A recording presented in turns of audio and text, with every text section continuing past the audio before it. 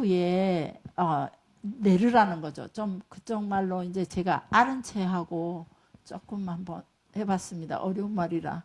그 간단하게 있는 그 말도 어렵더라고요. 내가 자주 쓰던 언어가 아니다 보니까.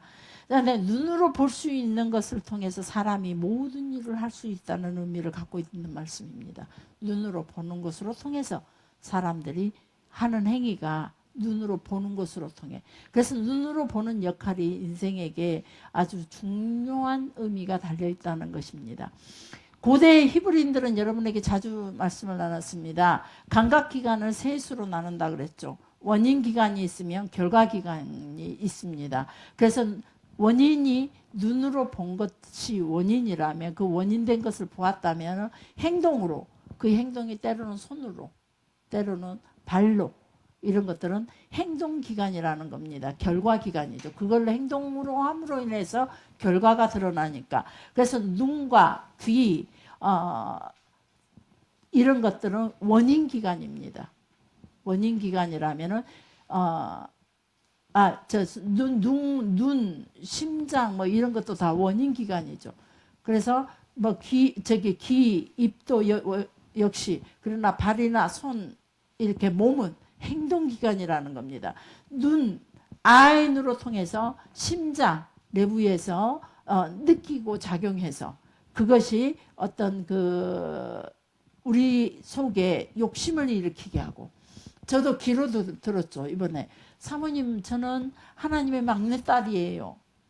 근데 사모님은 하나님 앞에 어떤 딸이냐고 물었어요. 어떤 존재냐고.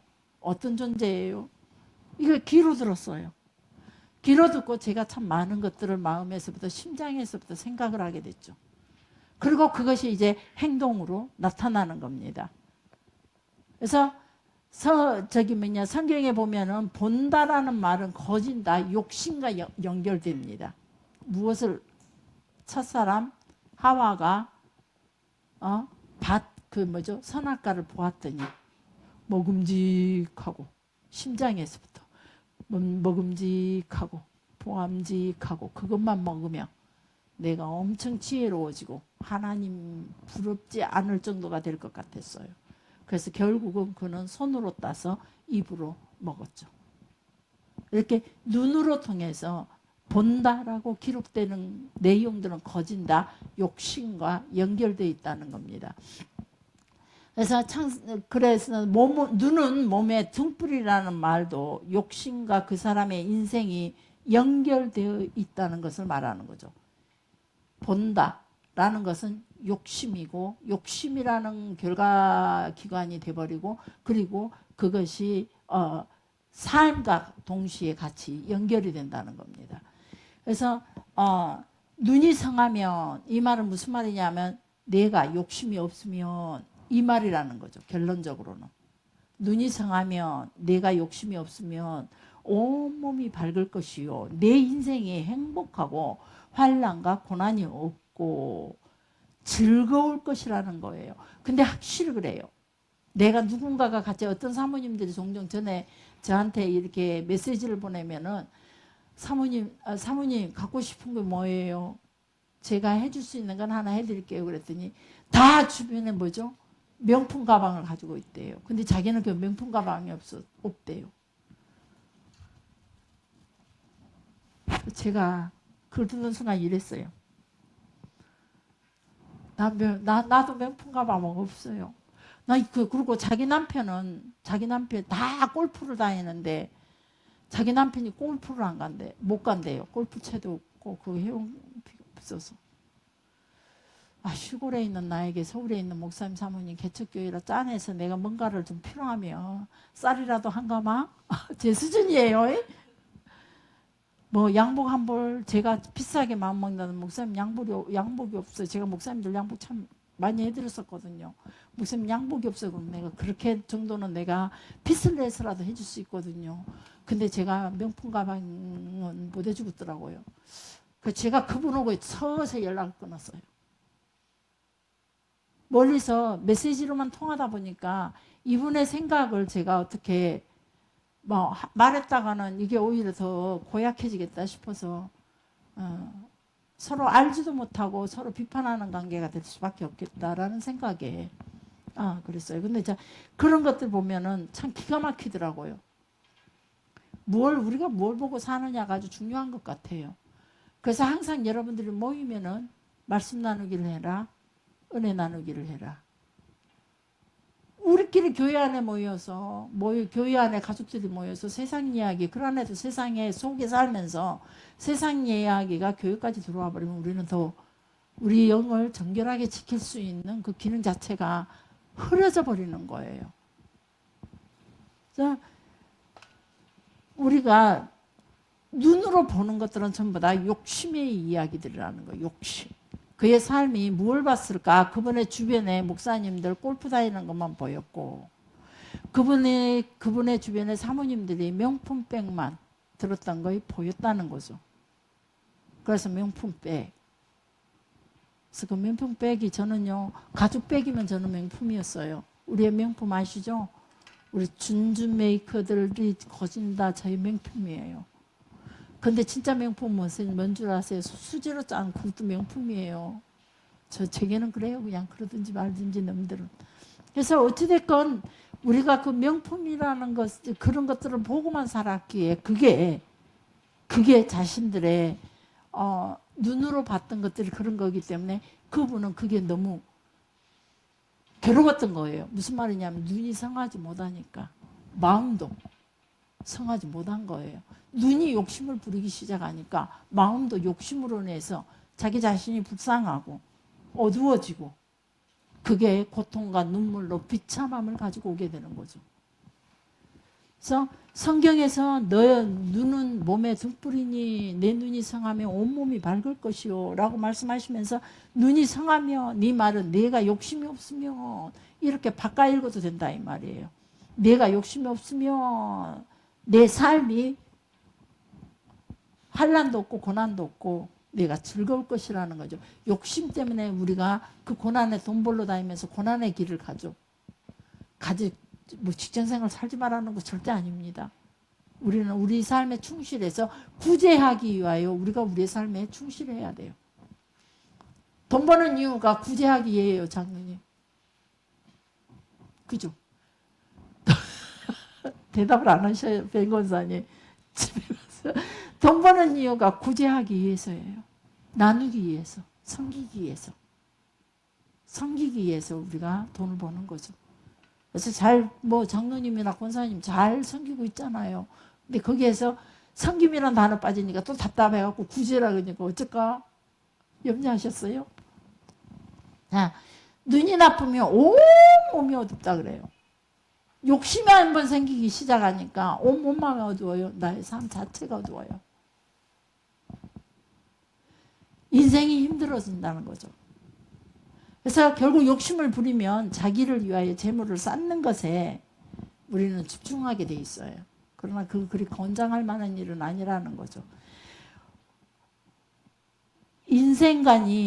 우리의 인생관이 어디에 두냐에 따라 우리의 보는 눈이 이렇게 다른 걸 보게 되어 있어요. 하나님을 바라보면서 나는 누구이냐, 나의 인생관, 나의 눈이 성하면 내가 하나님 앞에 나의 설정을 정확히 할 수가 있다는 거예요. 적어도 리강스러운 막내딸은 되지 맙시다. 내가 눈이 어디를 바라보냐에 따라. 여러분들은 교회의 중직자들이에요. 대부분이. 교회 집사님들 이상이고. 근데 우리가 먼저 우리의 눈을 성하도록 우리 스스로가 지켜야 돼요. 바라보는 시선이 세상 걸 바라보지 말자는 거죠. 적어도 하나님의 백성이라며 하나님 나라 안을 바라봐야 되고 하나님을 바라봐야 돼요. 그 중심에 하나님을 바라봐야 되죠. 그 하나님 배웠기는 우리가 눈이 부서 볼 수 없으니 예수 그리스도의 삶을 보는 거죠. 예수 그리스도의 그 삶을 통해서 우리의 삶을 설정해야 된다는 거죠.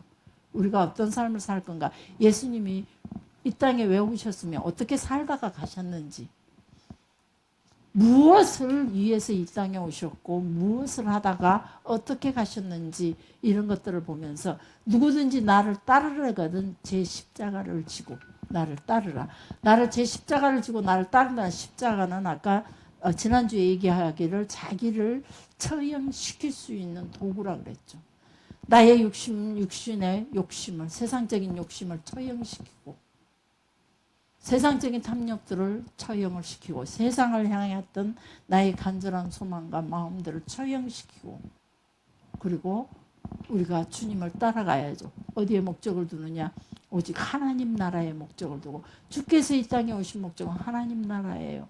다시 한번 하나님 나라를 이 땅에 회복시키려고 하나님의 백성들을 회복시키시려고 그들을 다시 살리셔서 영원한 저 하나님 나라로 다시 진군할 수 있도록 그래서 하나님 나라로 우리가 진입할 수 있도록 하기 위해서 예수 그리스도께서 이 땅에 오셔서 우리를 대신해서 십자가에 지시고 그 고난의 길을 가셨다는 거죠. 그분의 눈은 오직 당신의 백성들의 초점이 있었다는 거예요. 그분의 눈은 오직 당신의 백성과 하나님 나라에 초점이 있었다는 거죠. 그래서 우리도 어떤 눈을 가져야 되냐? 예수님처럼 하나님과 하나님 나라에 초점을 둬야 된다는 거예요. 그리고 또 우리에게 주어지는 세상을 향해서 우리의 모습으로 통해 하나님 나라를 보여줄 수 있도록 해야 된다는 거죠. 그것이 바로 우리가 살아가는 이유라는 겁니다. 전도서에 보면 수많은 말씀을 하십니다. 수많은 말씀을 하시고 그 마지막 결론의 말씀을 이은찬 집사님 전도서의 마지막 결론의 말씀이 뭘까요? 네? 예, 맞아요. 더 저는 정확한 말은 집사님 모르는 게 왜 이렇게 좋을까? 나는 안 돼. 이 일의 결국을 다 들었으니 그렇게 시작합니다. 마지막.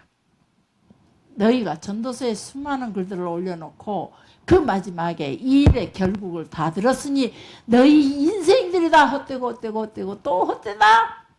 젊었을 때에 하나님을 더 섬기고 지혜로운 삶을 살아 전도서에 수많은 이야기들을 해주고 있다가 그 말씀을 너희가 이 이야기를 너희가 다 들었으니 너희는 하나님을 경외하고 사람이 행할 그것이 하나님을 경외하는 삶을 살아야 된다. 그것이 사람의 본분이다 라고 결론을 내리고 있어요. 전도서 12장 31절인가요? 13장 12장 13절 14절 크게 한번 읽어봐 주세요. 일의 결국을 다 들었으니 하나님을 경외하고 그의 명령들을 지킬지어다. 아멘. 이 일의 결국을 다 들었으니 우리가 해야 할 일은 그 전도서가 세상 이야기를 다 해주면서 자 그리고 하나님 나라 이야기를 설명하면서 자 이야기 다 너희가 들었으니 이제부터 너희가 해야 할 일은 하나님을 경외하고 그분의 계명을 지키는 삶을 살아야 된다. 이렇게 결론해주고 있는 거예요. 자, 저 말씀을 어디서 봤을까요? 화장실.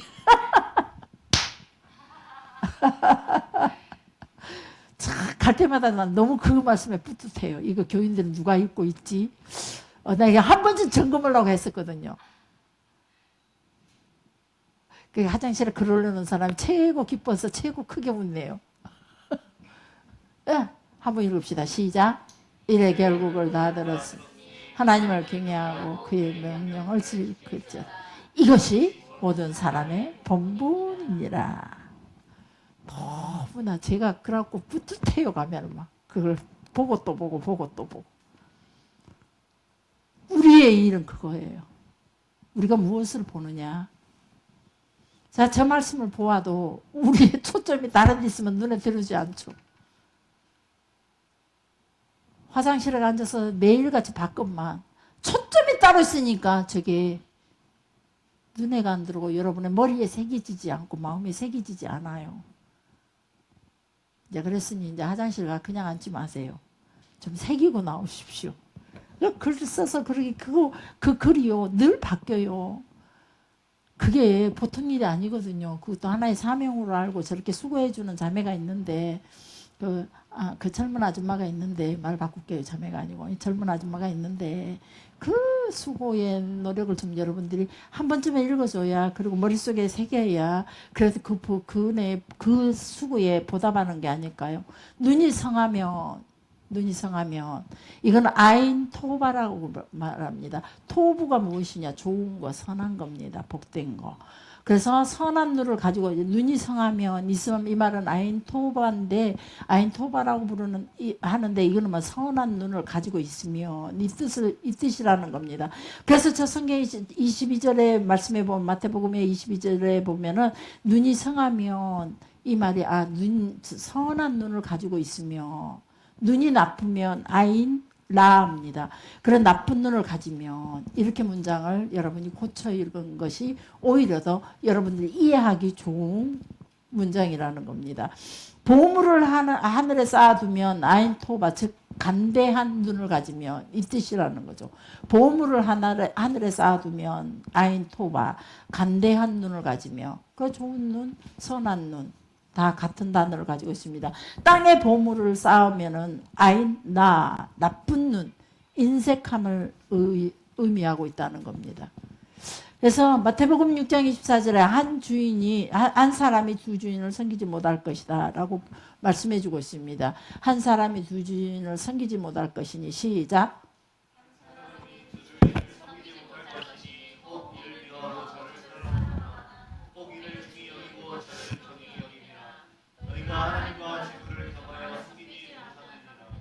아멘. 당시 히브리인들은 세상을 둘로 나누었다 그랬습니다.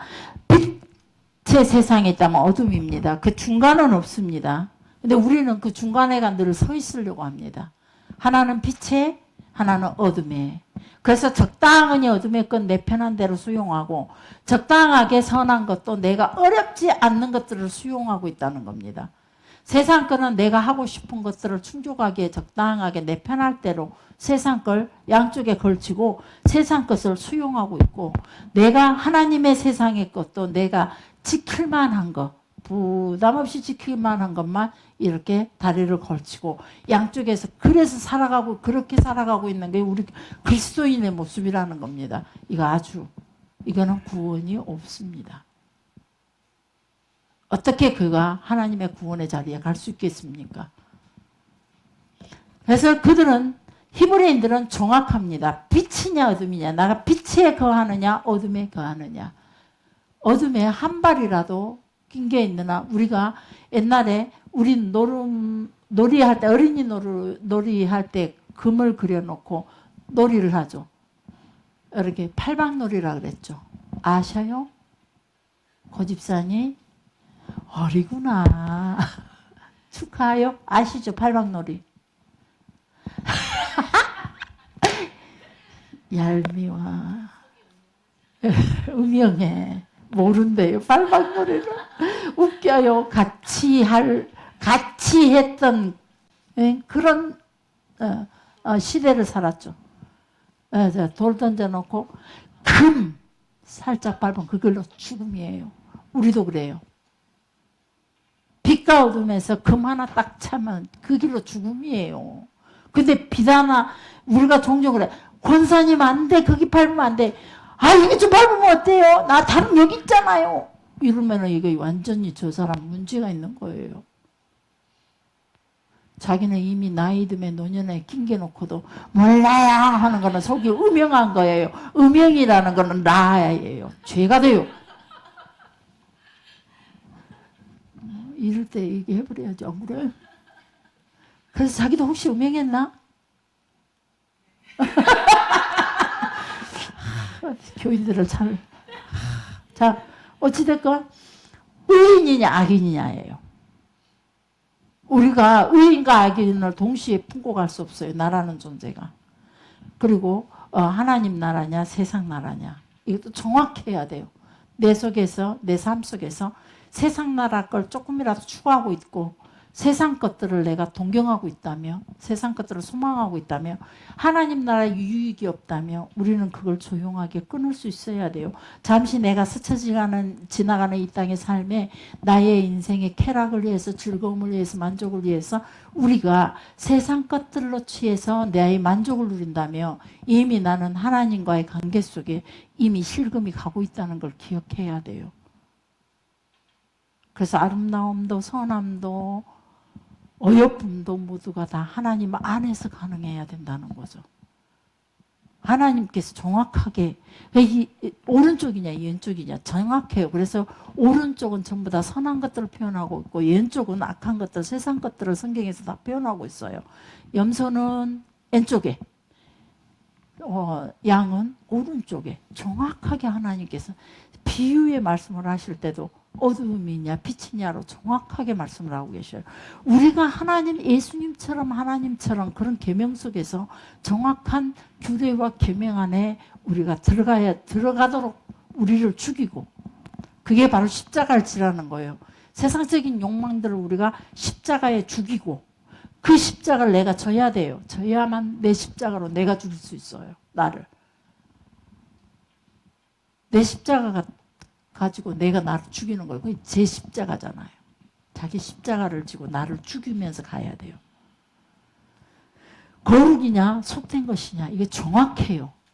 오직하면 음식을 가지고도 거룩과 속됨으로 나눴어요. 엄밀히 따진다면 이생법에 속하죠. 뻘에서 많이 나는 것들은 균이 많죠. 그래서 그런 것들은 그때 당시 보건복지부가 제대로 되지 않던 시대 속에서 하나님께서 당신의 백성들을 깨끗하고 거룩하게 보존하기 위해서 보건복지부의 법처럼 레위기에 보면은 이런 음식 먹지 말고 저런 음식 먹지 말아라라고 요구하시는 것들이 있어요. 그것들이 어쩌면 그 시대 속에서 당신의 백성들을 깨끗하고 건강하고 거룩하게 지켜 나가는 하나의 위생법에도 속하기는 하지만은 대부분이 그것이 부정적인 역할을 많이 하는 것들이라는 거죠. 위생법에도 걸리지만 그들은 부정적인 역할. 그래서 뱀도 안 돼요. 왜? 그거는 사단의 주요 무기가 되었기 때문에. 도구가 됐기 때문에. 까마귀도 안 돼요. 먹고 사는 문제. 비둘기는 늘 선한 거죠. 그래서 비둘기는 먹어도 되고 제사용으로도 가능해요. 비둘기 안 드셔보셨죠? 저도 못 먹을 것 같아요. 비둘기를 안 먹어봐서. 네? 비둘기를 먹어도 되는 것들이죠. 이런 것들이. 그래서 거룩한 거냐 속된 거냐를 레위기를 통해서 정확히 우리에게 말씀해주고 있는 거죠. 양이냐 염소냐 이런 것들로. 이 개념은 사람들은 어느 정도는 세상적이고 어느 정도는 하나님의 나라에 속해 있다라고 늘 우리가 그런 자리로 우리 스스로를 가만히 보면 본인들이 인지하지 못하는 중에 하나님의 나라냐 세상 나라냐 인지하지도 못하면서 그냥 적당한 이 정도면 됐지 뭐. 이 발 하나 여기다 이렇게 한다고 해서 어떻게 되는 게 아니잖아요. 당장 죽는 게 아니잖아요. 그리고 하나님도 뭐 이 정도 안 봐줘요. 제가 그랬죠. 병원에서 주일날 예배드리러 간다 그러니까 내 수술하고 병원에서 못 가게 하더라고요. 아, 이제 나 못 찍겠다. 피클이 떨어졌는데. 그래서 병원에서 못 가게 하더라고요. 그래서 기억한다 그랬어요. 그랬더니 의사 선생님이, 간호사가 의사 선생님한테 말했더니 의사 선생님이, 박사님 올라오셨어요. 당신의 하나님은 내 수술하고 들어놓는 이걸 못 봐준답니까? 그러더라고요. 그 순간에 제가 정신을 바짝 들었어요. 이 말 잘못했다가 큰일 났구나. 그래서 제가 이렇게 말했어요. 제게 생명 주시는 분은 하나님이셔요. 그래서 제게 이만큼의 힘이 있다면 내가 하나님을 섬기는 데 쓸 거예요. 그랬어요. 진짜 저는 하나님께 감사해요. 어떻게 그렇게 지혜로운 말을 똑순이처럼 했을까요? 아무도 이 말 그렇게 쓰는 사람 별로 없어요. 병원에 입원해 있는 사람, 기독교인들이. 목사님들도 마찬가지고. 저 스스로 그때 똑순이었다고 인정해요. 그랬더니 의사 선생님이 다녀오십시오. 그러더라고요. 무슨 할 말이 있겠어요. 내게 이만큼만 힘이 있다며 이 힘을 하나님께 드릴 거예요. 그랬어요. 그래갖고 나중에 불러다가 막 보이차회관에서 묻고 저도 보이차 갖다 또 상납했죠. 아니 바로 우리가 정확하게 하나님의 존재에 대해서 내가 정확히 내 생명의 주권자라고 딱 설정해 놨을 때 이게 가능한 거예요. 설정이 안 되니까 안 되는 거예요. 게으름이 나를 지배하는 거죠. 그래서 우리 강 집사님 말대로 내가 마음이 힘이 들 때 일단은 하나님을 먼저 손 놓으려고 한다는 거죠. 그래서 그게 우리의 설정, 믿음의 설정을 정확히 세웠으면 좋겠어요. 어느 정도 의인이고 어느 정도 악인일 수가 없어요. 무조건 악인이에요, 그들은. 어느 정도 의인이고 어느 정도 악인이다. 그래서 악인과 선인은 하나님의 규례 안에 거하느냐 안 거하느냐, 하나님을 보고 있느냐 곁눈질을 하고 있느냐, 이런 것으로 통해서 우리가 악인과 선인을 결정하는 거지, 저처럼 성질 급하다고 우리 집사님처럼 성질 급하다고 악인이여 이렇게 결정하는 게 아니다 이 말이에요. 잘못했어 이거 싹 꾸중한다 하고 해초를 친다 할지라도 그게 악인이라고 할 수가 없다 이 말이에요. 근데 세상적인 조건은 그걸 악인이라 말하죠. 요즘 세상에 어디 해초리를 들고 난리가 나죠. 폭력이 돼버리고. 우리가 가지고 있는 세상적인 개념, 갈수록 변하는 세상적인 지식의 개념, 그런 것이요. 저도 김창옥 씨라든가 요즘 뭐 여자분도 뜨죠. 그 프로그램 많이 봐요, 저는. 보면은 전부 다 세상 중심이에요, 상담이. 난 그거 아주 싫어해요. 싫어하면서도 봐요. 아이러니하죠. 거기에서 내가 김창욱 씨가요, 교인이더라고요. 근데 교인이 하나님 앞에 설정이 잘못되어 있구나. 나도 저기 한번 신청 한번 해야지. 설정이 그 사람이 가지고 있는 지식이 다가 아니라는 거죠.